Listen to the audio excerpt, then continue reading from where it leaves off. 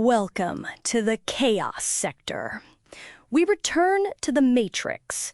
Before we get started, I think many out there need to truly understand what being unplugged means. It's not just a cliche, a term that many use to show how edgy they are. For some, that may be their motive. The chaos has been the same asshole channel from the beginning. Yeah, we know we've been slated this in the true crime community by some. To be honest, we are assholes. To those who are the enemy. It's a subjective perception, of course. We actually see it as dishing out what we get. Now, let's look at one of those individuals who seem to be fighting very hard to defend Reed. Quote, "OMG, you're saying the same shit again. We heard the dumb audio, remember? It wasn't her recalling that she hit him, it was her saying, when I was arrested, I was thinking, OMG, could I have hit him? Did I clip his leg or something?" Unquote. Now, if you're claiming she had this recollection after her arrest, then now we have to break down her arrest. Oh, let's see here. When was Karen Reed arrested? Let's see here. Wait, let's go back to the timeline of events. It says firefighters who responded to the scene that morning testified that Miss Reed told them, quote, I hit him, unquote. But Ms. Reed stated that she asked in a state of shock and panic, quote, did I hit him, unquote. Now, if you're using common sense, you would know that this is splitting hairs, because if it's a statement or a question by Reed, this is an acknowledgement of hitting O'Keefe upon arriving at the party. And it's not even splitting hairs because the question Reed is posing to herself would have to be acknowledging a physical interaction that night. She would have to recall some physical contact that made her even question if she... Okay, you see, this is why we become assholes. We shouldn't have to elaborate on the obvious. This was before, I repeat, before she was arrested. This was during the time frame the body was discovered, people interviewed, questioned, and such, and O'Keefe was pronounced deceased in this time frame. If she is acknowledging she hit him during this time frame, doesn't this mean she is aware of hitting him prior to being arrested? Or do you consider this a bogus account from the firefighters who testified? But her arrest was February 1st, which was only a few days after the incident, which means there had to be suspicion for law enforcement to track her down and charge her for O'Keefe's death. I'm going to go out on a limb and suggest they arrested her because prior she told firefighters the morning of the discovery that she hit him. Doesn't matter if she told them she accidentally hit him. Law enforcement examined the scene of the crime where his body was located, which was outside, and came to the conclusion that Reed hitting O'Keefe could have resulted in him being unconscious, fractured skull, and determined that she actually intentionally hit him with her vehicle. So based on the information, Reed acknowledged hitting O'Keefe prior to being arrested. Okay, let me calm down a bit. Everyone, take a deep breath and let's try to stay focused. The interview that Reed had a part of the documentary was her trying to justify her guilt. Furthermore, even if you're suggesting that she, quote, questioned if she may have hit O'Keefe, this is in conflict with her own defense team, who claimed O'Keefe was beaten at the party and then dumped outside, left to die. Now, let me elaborate on that, since you seem to be incapable of reading between the lines.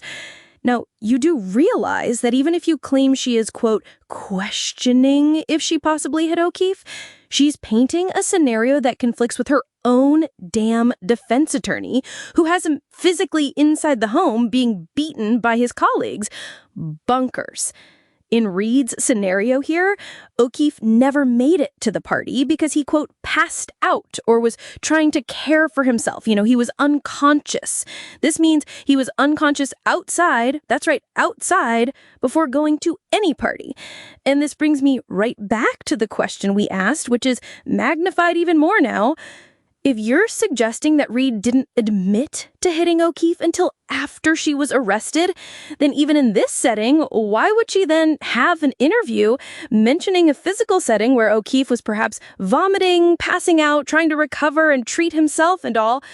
Why would she mention all of these effects after possibly hitting him? You do realize that she's justifying the prosecution's stance and the partygoers who claimed he never made it to the party, right? Ooh, let's simulate that scenario of Reed being brought in for questioning. This should be fun. Hello, Miss Reed. How are you doing this morning? I'm okay. How about you? Can't complain much. Life's too short for complaints. Yeah, that's true. Before we get started, I would like to read you your rights. Is that fine with you? Sure. You have the right to remain silent. Anything you say can and will be used against you in a court of law. You have the right to an attorney. If you cannot afford an attorney, one will be provided for you. Do you understand these rights as they have been read to you? Yes, sir. Great. Now, I want to ask you about the death of John O'Keefe. He was your boyfriend, correct? Yes, sir. We were together for a long time. How long were you together? Well, we had been together recently, consistently for about 2 years, but we had been apart off and on for over 10 years. Oh, okay. No marriage or children in this time frame? Not of our own. We had his adopted niece and nephew. It seemed good enough for us, I guess. Family comes in many ways. Happy to hear they had such a loving environment. I want to ask you about the night of Mr. O'Keefe's death, or more specifically, the night prior to his body discovered. Can you explain how that night went? Sure. So we had been invited to a party. We were hanging out at the bar and grill prior, but they closed. So everyone was trying to find the next spot to hang out. Everyone was drinking, having a good time, Then there was an invitation to a party at a home, so we decided to go. Can you tell me who invited you and Mr. O'Keefe specifically? A mutual friend of ours, a woman named Jennifer. Okay. A woman named Jennifer invited you guys. Around what time would this be when you guys headed to the party? I think it was about 12 a.m., so that was Sunday at that point. Honestly, I wasn't really familiar with the neighborhood, and I didn't really know anyone at the party. I felt a bit uncomfortable, but those were John's colleagues in the department. You said you felt a bit uncomfortable. Can you explain why? I don't know. I can't really explain it. It was just a funny vibe, like a feeling of uncertainty. That's understandable, I guess, since you weren't familiar with the neighborhood. Did you get over that and attend the party? I told John that I wasn't sure about it, and he told me he'd check everything out. Okay, that makes sense. Where were you at this point? I'm assuming still in your vehicle waiting? Yeah, I was waiting in my SUV. It was a bit cold outside. So, when John came back, what did he tell you about the environment? Well, he never came back out. Wait, he never came back outside? Do you think he forgot about you? That seems a bit disrespectful, I would say. I don't think he forgot. I'm not sure what the reason was, but it was a bit odd. I would agree, that is odd. Did he at least text you or call to let you know everything is cool? Did you text him or give him a call, to ask him what's going on? Surely you would want an explanation. I know my girlfriend would. She'd chew my head off if I gave her the cold shoulder. Sleeping on the couch for a week. Sorry, just kidding. I think, if I recall, I just decided to leave. I mean, those were his colleagues, and, I just decided I'd go home. And that time I was a bit agitated anyway, so I just decided to leave. So you never sent a text or call letting John know you're leaving. Oh, the silent treatment. He'd definitely sleep on the couch for a month for that stunt he pulled. But you said you don't know if he intentionally ignored you, so what do you think happened then? I honestly don't know. I was waiting. He told me he would go check the party out and let me know. but he never returned, and he never texted or called. So, in a way, well, I guess I was a bit agitated with him at that point and just left. Definitely don't blame you, but did you ever wonder, like, if he was, let's just say preoccupied with someone at the party? Uh, Excuse me? No offense, but usually if a guy doesn't text or call during a time frame their girlfriend or wife is expecting this communication, there's only a handful of reasons to why. At work, which is understandable, hanging out with his buddies, understandable, but he would still send a text for that. And, well, the other reason is there's another woman. At a party, he's not at work, so the other two scenarios would seem to be likely. Since you put it that way, I guess he could have hooked up with another woman. I didn't mean to create such doubt in the relationship, but John never came back out, nor text you. He left you waiting in your vehicle while he apparently was having a good time at the party. That seems inconsiderate in my book. So you head home, John is at the party. After the party, can you explain what next and how did you get the bad news? Well, I called him around an hour later. Not exactly sure of the time, but it was still around the time of the party, I guess. Never heard from him, though. I think I went to sleep soon after. I woke up later, I think it was about 5 a.m., and he wasn't at home. I checked my phone for any messages, and there weren't any. At this point, I was a bit worried, so I called Jennifer and asked if she saw John at the party that night. So you never made it back home, nor did he call or text. When you called Jennifer about John's whereabouts, what did she tell you? She told me she hadn't seen John at the party that night, and she was trying to reach him as well. Wait, so Jennifer claimed she never saw John at the party that night. Then where do you think he was? I don't know. All I know was when he got out of the vehicle to go check the party out, I watched him go inside, but he never came back. So I'm not sure what happened. Now that I think about it, that's probably why I wasn't sure about the party. Are you suggesting foul play? I can't say, but, a woman's intuition is usually right, and something didn't feel right about that home. But I had been drinking, and I guess it was just about closing the night out with a good time. Okay.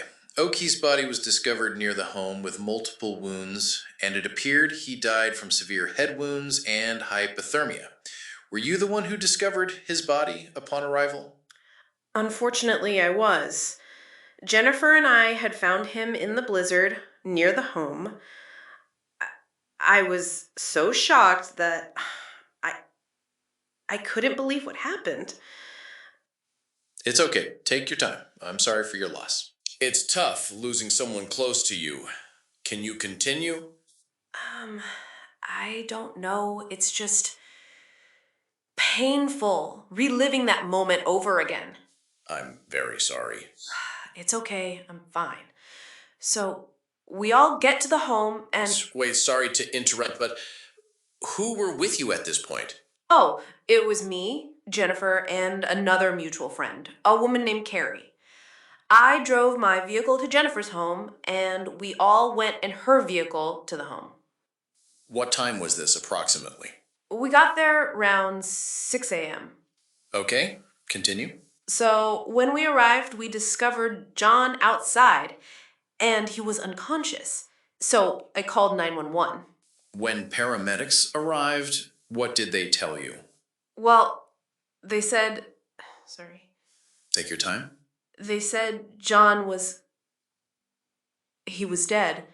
And I was so confused because it was like, how did this happen? I mean, I was thinking about what happened the night before, who could have possibly did this, and I just couldn't understand. I think I accidentally clipped him on his knee. When we arrived at the home, I wasn't sure of what to think. Wait a minute, Karen. Did you say you may have accidentally hit them in the knee with your vehicle? Yeah, but I mean, surely that wouldn't lead to his death, right? I don't think so, but it does change a few things here. I wish you had told me this early on. Okay, when did this happen?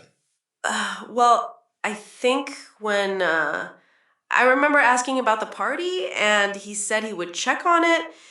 It was snowing, so it's possible when he got out, maybe he tried to get my attention or something, and I accidentally ran over his feet, and I don't know. Karen, are you sure about this? I think I hit him. What if he got hit and passed out or something? Is that possible? Karen, now I need you to be completely honest with me. Didn't you say you watched John go inside the home, waiting for him to return with information about the party? I'm not sure. Karen, I feel like you're not telling the complete truth here. Whatever happened that night, please, try to remember as much as you can. I don't know what happened after that. I went home. I don't know what could have happened to John at that party. It doesn't mean I ran him over or anything like that. He went to the party and never came back. Now, many may think that's going too far, but this is exactly how an interrogation would go, based on Reed stating she hit O'Keefe. Or, let me rephrase it for the detractors, if Reed stated it's possible that she hit O'Keefe. Mind you, Reed was arrested soon after, 2 days after O'Keefe's body was found, while in the Kohberger case, it took months before he was arrested. Reed being arrested that quick proved that the trail led directly to her, based on the accounts of partygoers who stated O'Keefe never made it to the party. And of course, Reed stating she hit him prior, let me stress that specific word, prior to her arrest. So if he never made it to the party, never responded to the multiple attempts to reach him via text by Jennifer, and his so-called girlfriend stated she hit him, who do you think is being brought in for questioning? That's right, our simulation provided that answer. Again, for those claiming we're uninformed, don't know the truth, don't have the facts, please, we beg you, challenge the chaos with the information and analysis directly. Otherwise, it appears you're condoning the actions of a whack job. Yeah, officers called her a whack job because she is. Her actions proved it. Just because the defense claimed she was being framed does not mean she was being framed. Since you're here on the Chaos's channel, do you think Kohberger was framed also? Let me guess, you believe he was the murderer. Yet with Reed, you're claiming she was framed. True crime grifters just running around being contrarian to channels that they don't like. Also, just because you're so invested in all things true crime does not mean you have the facts of a case. Because if you're plugged into the matrix, your view has no credibility because you're lost within the illusion. For example, quote, "What time did Karen's vehicle sync with John's Wi-Fi at his house?" Meaning she was at his house with her undamaged Lexus. Do your investigating and comment below with the answer, unquote. First of all, the chaos didn't hawk on the taillight damage. We focus on the defendant's own words, which involves that very vehicle. Put it this way for more context. If Kohberger presented a, quote, possible scenario where he was in the neighborhood the night those students were murdered in some documentary, everyone would conclude he's guilty of murder, including the chaos. Nevertheless. And the chaos obliged. Quote, "So you're going to believe that, but not the other information. Now how are you going to verify what is true and what isn't? How about using the defendant's own words to be the determining factor? Researching information does not make you an investigator alone. You have to use common sense," unquote. That's enough. Hopefully someone can rebuttal with an explanation for Reed's admission of guilt. Until then, please move on. Hold on. Let's address something that they may claim is a fact in the case. Jennifer McCabe took the stand and was questioned about the alleged Google search at 2:30 a.m. Now, we're honest in our reporting, so we will provide the so-called evidence. As you see here, it has a search, apparently from her cell phone, at 2:27 a.m. Well, it's a fact. McCabe made that search at 2:27 a.m., which means she knew O'Keefe was outside freezing to death. But it's not that simple for those who believe Reed is innocent. Quote, You made that search at 2:27 a.m. because you knew that John O'Keefe was outside on your sister's lawn dying in the cold, didn't you?" Unquote. Attorney Alan Jackson asked McCabe. Now, understand what this question is implying. It's obvious, but even still, Alan Jackson is accusing McCabe of being an accessory to murder. This is a very serious accusation, which could possibly lead to McCabe being sentenced. But also, everyone else the defense claims was responsible for O'Keefe's death, including the dog. They'd be arrested too. Where is the forensics of the alleged dog bite marks? That alone would actually prove the defense's claim. Yet, it hasn't been proven. Quote, "Did you delete that search because you knew you would be implicated in John O'Keefe's death if that search was found on your phone?" "I did not delete that search. I never made that search. I never would have left John O'Keefe out in the cold to die because he was my friend that I loved." Unquote. McCabe stated she did not delete that search because she never made that search. Use your critical thinking skills here. It is reported that McCabe was at home around 1:30 a.m. She attempted to reach O'Keefe at 12:45 a.m. This was the last attempt.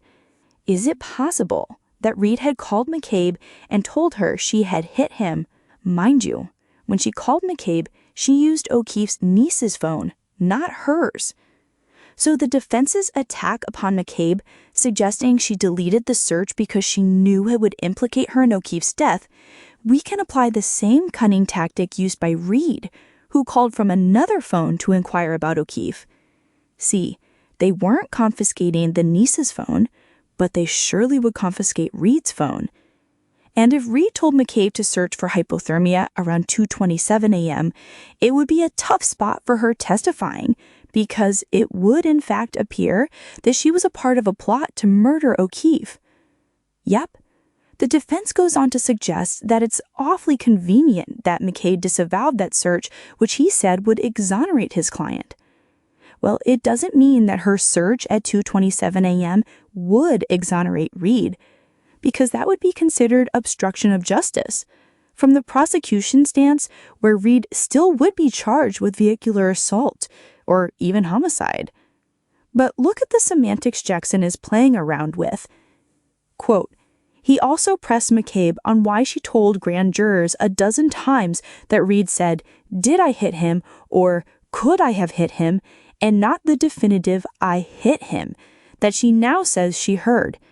He suggested McCabe changed her story after experiencing what she has described as vicious harassment from Reed's supporters." Unquote. This is semantics. The reason being is because it doesn't matter if McCabe changed that statement from a question to a statement. You know why? Because Reed herself is the one who presented the dynamic in her interview. It is Reed who pondered if she, quote, clipped O'Keefe on his knee. It is Reed who pondered if she possibly ran over his foot. It is Reed who went on to create a scenario where O'Keefe was lying on the ground, struggling to stay conscious. This is what Reed presented. This is what we focused on, which expands our investigative analysis to an overall theory. We ask the naysayers which one came first. Was Reed, quote, pondering this after she was arrested, and the investigation reported that O'Keefe's DNA was discovered on her taillight? Or was it before the arrest, during the discovery of O'Keefe's body with McCabe? If you say it was after the arrest, you do realize that the physical evidence is being elaborated upon by Reed herself in that interview, right? She is explaining what could have possibly happened after she, quote, clipped him in the knee, and that physical setting she is painting aligns with what the prosecution accuses her of. And not only that, it also gives more insight into the time frame where O'Keefe never responded to McCabe's text messages. And then there's more. It also supports the claim from McCabe that O'Keefe never made it to the party that night. Come on, guys, are you intentionally ignoring all of this? Let's try to go over this as slowly as possible. We're not focused on anyone else at this point. what the defense claims about others at the party, we're focused on the defendant. Karen Reed had her first trial result in a hung jury. After that trial, she decided to go out and talk about the case. When she did so, she was interviewed and spoke about how her vehicle could have possibly clipped O'Keefe that night. Now stop right here, please. We need everyone to pay close attention. The investigation reported that O'Keefe's DNA was discovered on that taillight. Fragments of the wine glass he had was also discovered on that taillight, and parts of that taillight were discovered near the crime scene. It's not about the severity of the damage to the taillight, as some have pointed out, it's about where the evidence was located. Also, there were microscopic pieces of the taillight on O'Keefe's clothing.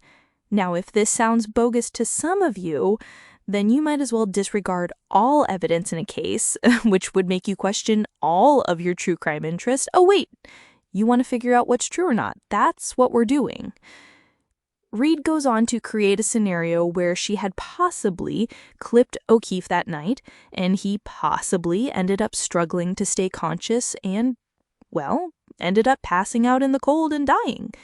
This is not what we're saying. This is not what the prosecution is saying. This is what the defendant is saying possibly happened. When she creates this possible scenario, then it gives credibility to the other side, who claim that O'Keefe never made it to the party that night. It's supported by the text messages gone unanswered by O'Keefe upon arriving at the party by McCabe. Now, so far, are we reaching? Are we missing something? Better yet, are you missing something in this analysis? Okay, she was asked about the investigation and what evidence was collected. Well, she's still providing the prosecution with evidence against her. So, Karen, the investigation concluded, of course, and it was reported that John's DNA was discovered on your SUV's taillight. They also report that fragments of a glass he had was discovered on that taillight as well. Can you tell me and the nation how this could be? Well, it's possible that as I was leaving, John tried to get my attention and I may have run over his feet. I had the music playing, the heat in my SUV was blasting, it was snowing, and I didn't know he was trying to get my attention. I reversed my truck and maybe I clipped his knee. And he had been drinking, so maybe he, threw up and was trying to care for himself at that point, and maybe he passed out. And I hired Davey and Eddie, and I asked him about it, and he told me I have some level of culpability. This is what Reed stated in that interview. Now, in this scenario, culpability is not the correct term, because in this scenario, Reed is dropping O'Keefe off at the party. But this has never been established, meaning her intentions that night have not been confirmed. We went over this, but we have to keep reiterating this. In one scenario, she was okay with attending the party if everything was cool. That's why she stated O'Keefe headed to the party to check everything out. But in another scenario, she is dropping O'Keefe off and going home due to stomach issues. Stomach issue sounds made up if you ask me. Why didn't it just say due to an upset stomach? You see, these are the oddities we talk about. Nonetheless, her intentions are not consistent in various reports of the time frame, which indicates that very time frame being when they arrived at the party, there was something that happened then, which caused there to be a mystery of what her plans were. We didn't dig into the case, and we can see there are details about the case we obviously don't know about. Hence, the script was flipped. In this case, it's the defense that covered up the murder, while in the Koberger case, it's the prosecution that covered up the murders. Okay, Reed apparently sent John a bunch of voicemails around the time frame she allegedly dropped him off, or was waiting to hear back from him about the party, or dropped him off and left because she had on stomach issues. Can't tell which scenario it is because they're all being presented as to why she didn't actually attend the party. There is a call Reed made to O'Keefe at 12:33 a.m. Now let's find the needle in the haystack here. If McCabe is trying to reach him during this time frame and Reed is trying to reach him at this time frame, where exactly is O'Keefe at this point? Keep in mind he responded to Jennifer's call at 12:29 a.m. So he was still alive, and we assume he's still physically accompanied by Reed outside of the home. Now, within 4 minutes, he doesn't respond to anyone. That needle in the haystack needs to be accounted for. I'll tell you this, Reed's call to O'Keefe at 12:33 a.m. was the first call she made to him during that time frame. She goes on to call him like a gazillion times from 12:33 a.m. to around 6 a.m.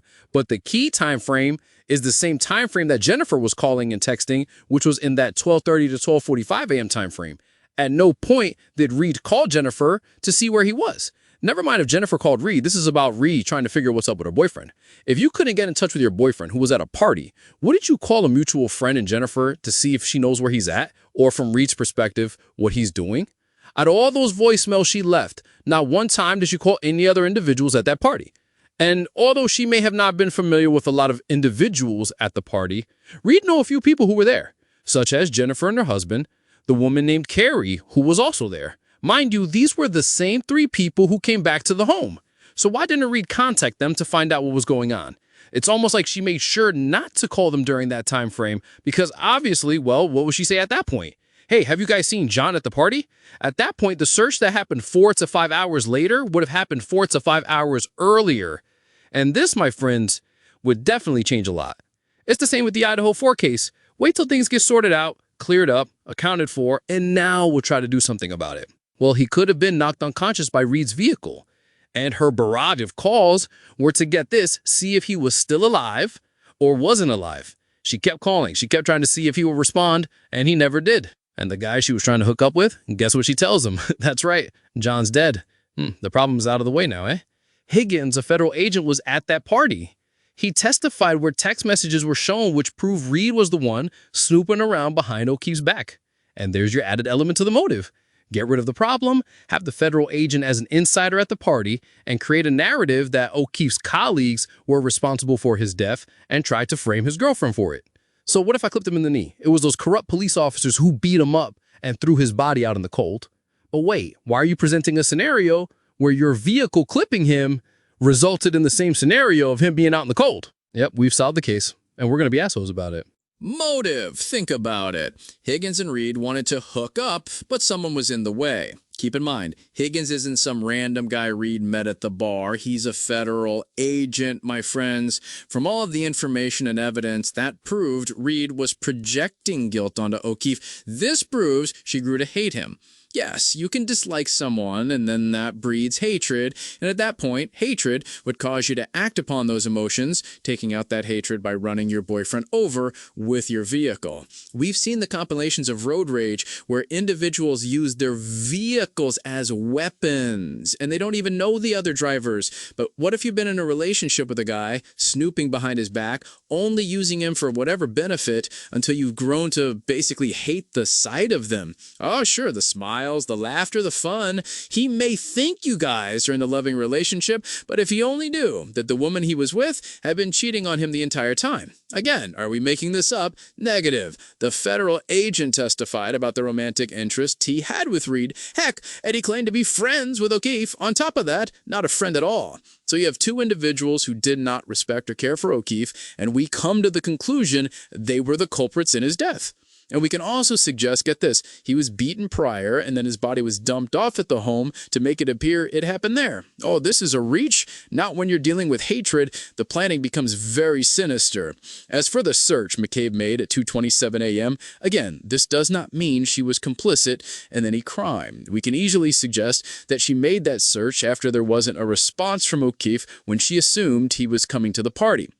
If the McCabes went home around 1:30 a.m., then this means someone had to notify her that O'Keefe was beaten and thrown outside near the home. Would law enforcement risk this individual snitching them out under pressure if the trail ever came back to them? She's not an officer. She's not a part of that, quote, corrupt brotherhood. The logic of those officers committing that crime on their doorstep would be irrational. Just like Kohberger, it's not rational. And then there isn't a motive with both parties. But what about the opposite side? Yes, motives exist clear as day. Reed was having an affair, and to keep it a secret from the man she pretended to love, she would rather kill him than for him to find out. Sounds insane? Yep. It's a shame that those children finally had a place to call home, and now everything has been ripped away from them, all because of 2 lustful backstabbers. That's the world in the Matrix. Again, we don't have to get every detail of a case to come to a conclusion. We focus on the main point, which would be the evidence. And pretty much that's all that matters. Everything else is not that important for the chaos to research. Many may not like it, but you can't police the wind. It moves in different directions. Some claim that there is evidence that those colleagues targeted O'Keefe in the past. Was it provided as evidence in court? Or we're supposed to just take your word for it that there's video footage out there? That would be considered speculation, just like the defense's claim about those colleagues. It is not speculation when we break down the defendant's own words and provide reports that Reed acknowledged she possibly hit. Wait, that's another problem. She hit him, and that's the facts. It's not a possibility, or she couldn't remember. No, she hit him. Not only does she admit it, there's physical evidence that she did. So, if the chaos focuses on Reed's actions that night and provide additional evidence that she was hostile towards O'Keefe and was even snooping behind his back, doesn't this justify the prosecution's claim that she intentionally hit him and left him outside, where he ultimately died? Where's the problem? Are we not covering the same case you all did? 12:29 a.m., O'Keefe calls Jennifer. He is still with Reed because they're preparing to attend the party. Jennifer attempts to reach him, but no answer, from 12:29 a.m. to 12:45 a.m. Then, at 12:33 a.m., Reed calls O'Keefe. So in 4 minutes, are you all suggesting that he went to the party and was immediately ambushed, the dog attacked him, and then he was dumped out onto the lawn? Or did Reed hit him with her vehicle? He collapses and was intoxicated, which definitely had a greater immobilizing impact, was left out there unconscious, and then Reed called him to check to see if he was still alive.